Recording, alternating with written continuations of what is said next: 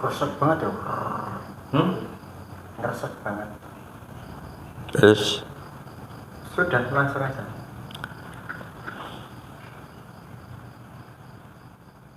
tetap sehat.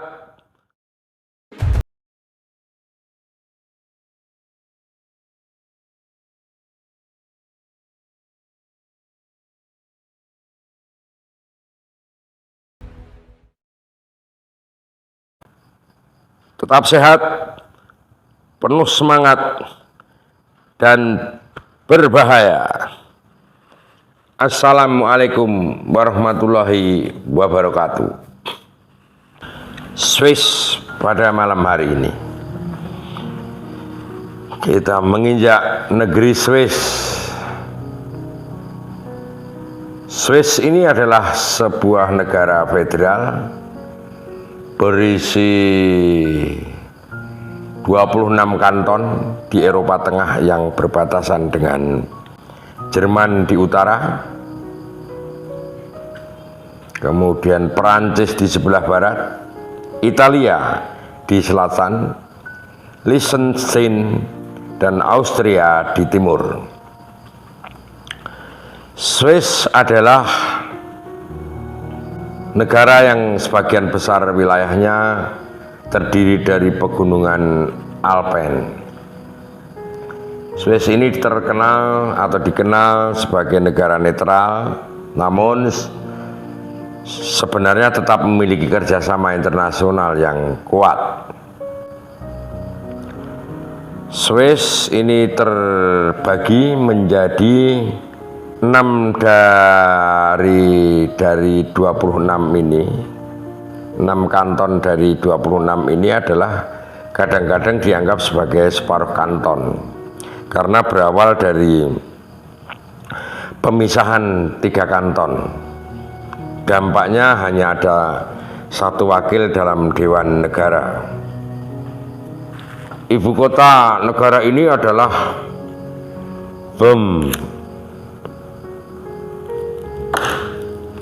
Kota-kota penting lainnya adalah Zurich, kota terbesar di Swiss, yang pernah dinobatkan sebagai kota yang memiliki kualitas hidup terbaik di dunia pada tahun-tahun 2006 dan 2007, kira-kira ya sekitar 15-an tahun yang lalu. Dan Geneva yang menjadi lokasi berbagai badan internasional seperti PBB, WHO, ILO, dan UNHCR. Negeri ini berbatasan dengan Jerman, Prancis, Italia, Austria, dan kerajaan kecil Liechtenstein. Masyarakat Swiss menuturkan banyak bahasa dan terdapat 4 bahasa resmi.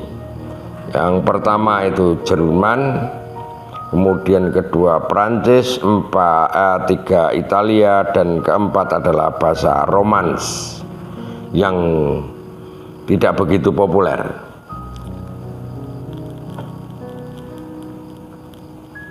Diam-diam negara Swiss ini kaya dengan sejarah sebagai sebuah negara yang netral tanpa memandang masa perang atau damai, dan tidak pernah terlibat dalam perang terhadap pemerintahan asing sejak tahun abad-abad 18-an. Maka Swiss ini dijadikan sebagai tuan rumah berbagai organisasi internasional seperti PBB, yang meskipun markas besarnya ada di kota New York, tetapi banyak mendirikan kantor di Swiss.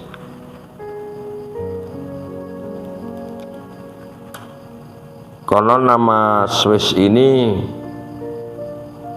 dalam bahasa Latin itu Konfederasi Helvetica, yang berarti Konfederasi Helvetica. Dipilih untuk menghindari pemilihan salah satu dari keempat bahasa resmi Swiss: bahasa Jerman, Prancis, Italia, dan Romans. Kalau kita bicara soal Swiss,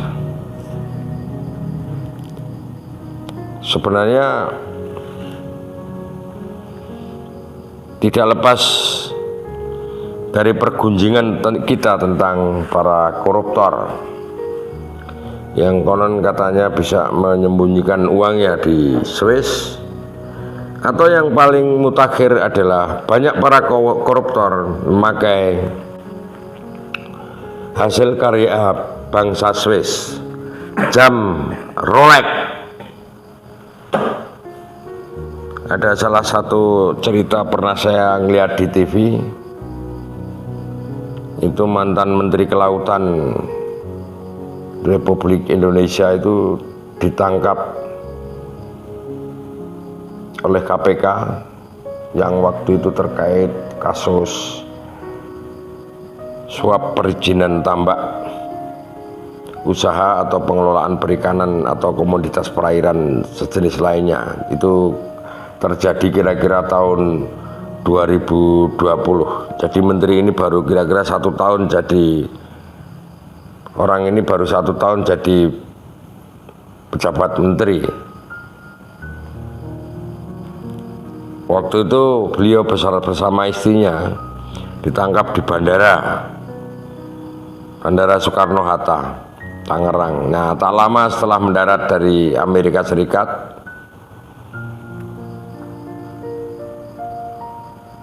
dari penangkapan itu diketahui istri orang tersebut bersama istrinya belanja barang-barang mewah, jadi senilai sekitar, disebutkan ada sekitar 750-an juta selama melakukan kunjungan ke Hawaii dari tanggal 21 ceritanya sampai tanggal 23 November 2020. Nah, selain tas bermerek mulai dari Hermes, Louis Vuitton,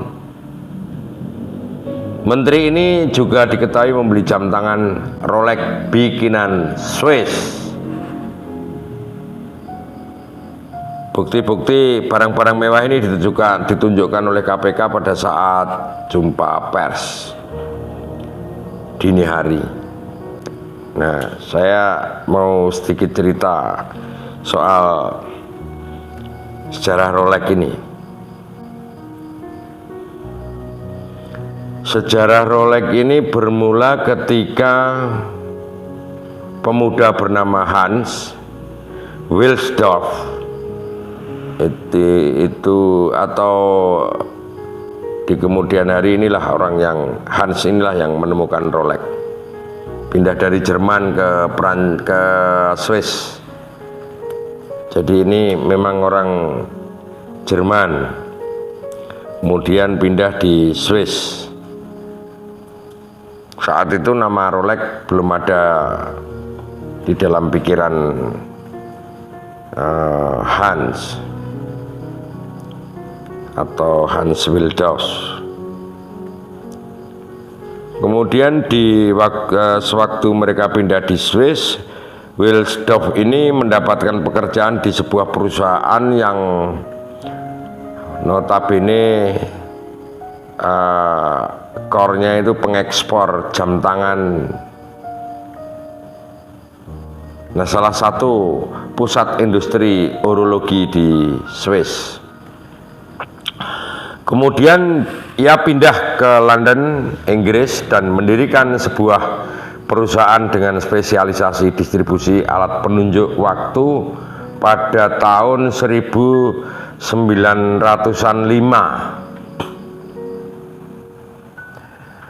Pendirian perusahaan ini tidak ia lakoni seorang diri, namun bersama dengan saudara iparnya, namanya Alfred Davis. Nama perusahaan pun diputuskan menjadi Wilsdorf and Davis Limited.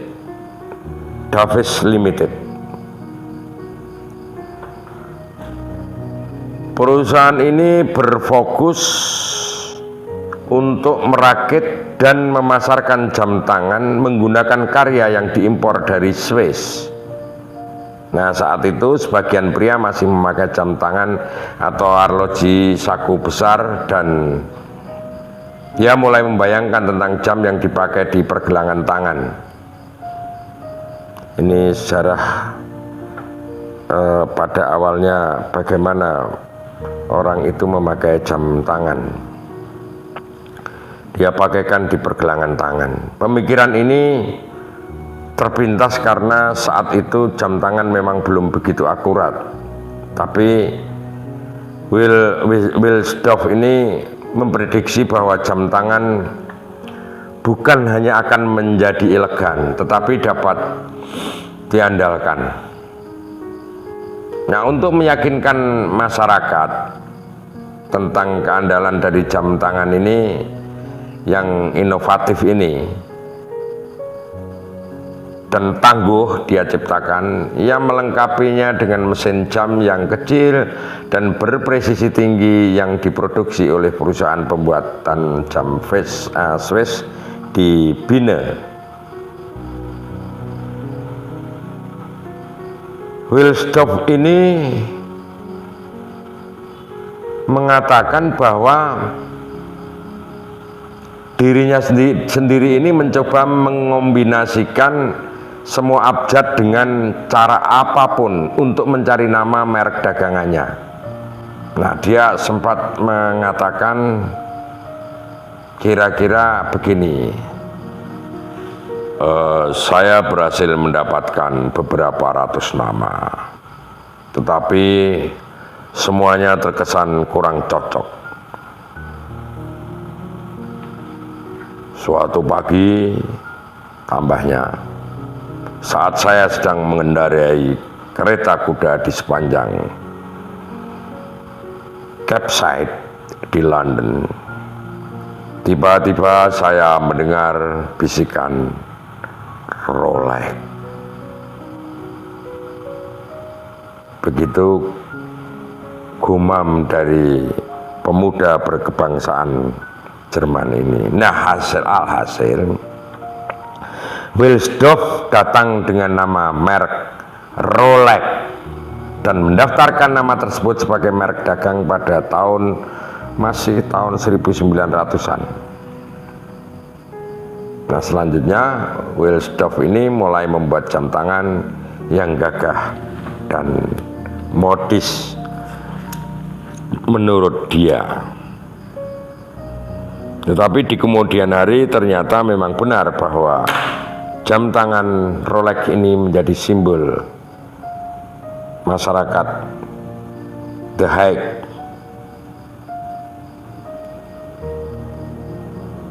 Nah, kemudian dalam penampilan awal dari bakatnya yang luar biasa untuk menghasilkan publisitas, Wilsdorf ini meminta pemerintah Inggris untuk mengesahkan Rolex sebagai jam tangan pertama yang lulus uji ketahanan dan akurasi yang biasanya hanya diberikan pada kronometer kelautan.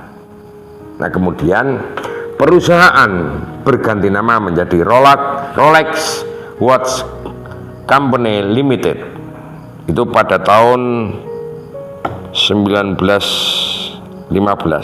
Saya hafal karena saya penggemar jam Rolex.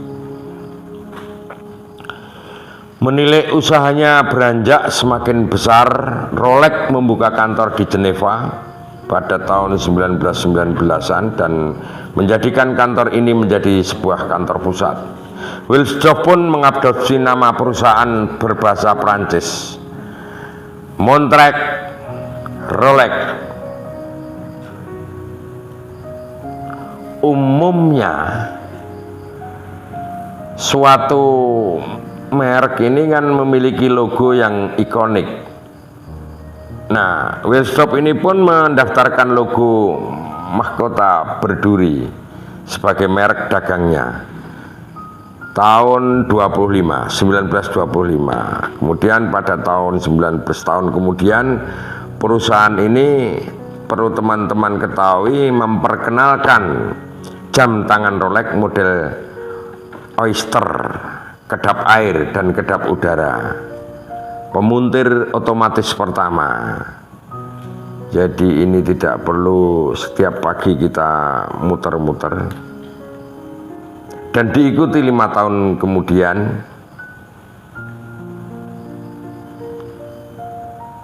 sebagai jam tangan paling hebat di dunia. Awalnya hanya untuk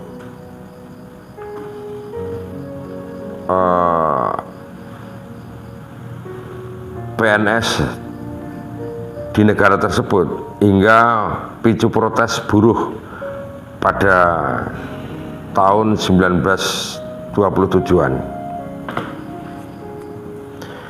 Wildorf kemudian memberi Mercedes Glitz, wanita Inggris pertama yang berenang di Selat Inggris. Dia memberikan sebuah jam tangan Rolex untuk dikenakan di pergelangan tangannya saat mencoba melintasi lautan tersebut atau selat tersebut. Nah, kemudian hal inilah yang menjadikan Rolex kemudian membuat jam tangan khusus untuk wanita. Rolex kemudian mendapat dukungan dari pembalap Inggris Sir Malcolm Campbell. Dia ini memakai jam tangan Rolex selama balapan pada tahun 30-an. Nah, kemudian berkembang bahwa bisnis jam tangan tangguh dan elegan ini kemudian banyak dipakai dalam sejumlah agenda di alam bebas. Rolex meraih kudeta publisitas ini ketika Edmund Hillary dan anggota ekspedisinya lainnya melakukan pendakian pertama yang berhasil ke puncak tertinggi bumi, Gunung Everest, sambil mengenakan jam tangan Rolex. Jadi juga kuat dipakai di salju.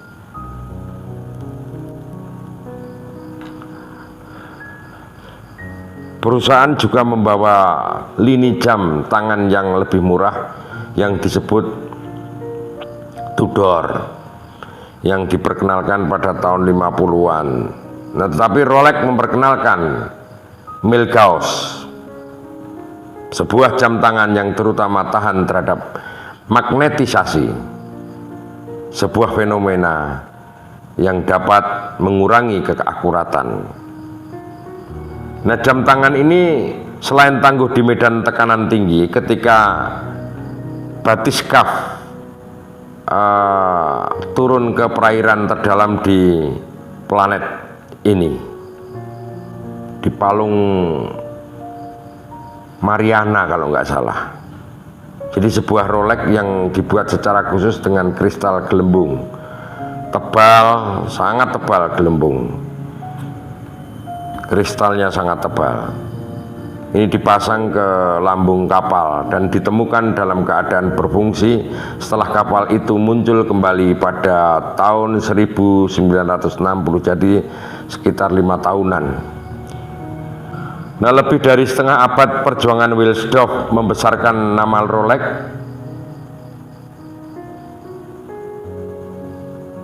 Wilsdorf ini tidak bisa berumur panjang, sebagaimana ide-ide cemerlangnya tentang jam tangan Rolex yang hingga kini masih bertengger di pergelangan tangan para Brahmana. Di tahun-tahun berikutnya, yayasan ini kemudian terus mengendalikan perusahaan yang tetap dimiliki secara pribadi oleh Wilsdorf. Teman-teman sekalian, jadi memasuki abad ke-21, kemudian Rolex mempertahankan namanya dalam berita dan memoles citranya dengan mensponsori acara olahraga misalnya di bidang seperti balap motor, kemudian berkuda dan sebagainya. Nah, karena banyak dipakai oleh orang-orang terkenal, dan kemudian dikenal sebagai produk yang hebat, sejumlah orang kemudian membuat tiruan Rolex dengan harga yang sangat murah.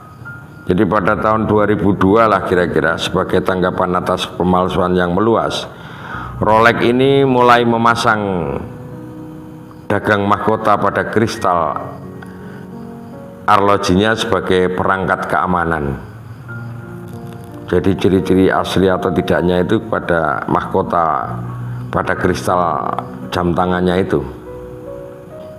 Itulah Swiss lintas dengan produk jam tangan yang spektakuler, sebuah penghias pergelangan tangan, tidak sekedar sebagai penguji waktu atau penanda waktu. Negara Swiss sekali lagi yang berada di pegunungan Alpen di Eropa Barat Tengah dengan luas sekitar hanya 40-an ribu kilometer persegi. Sebagai negara netral, aman, dan juga menjadi tempat persembunyian di mana para koruptor atau para orang kaya raya menyimpan uang dan harta bendanya. Terima kasih. Tetap sehat, penuh semangat, dan berbahaya. Wassalamualaikum warahmatullahi wabarakatuh.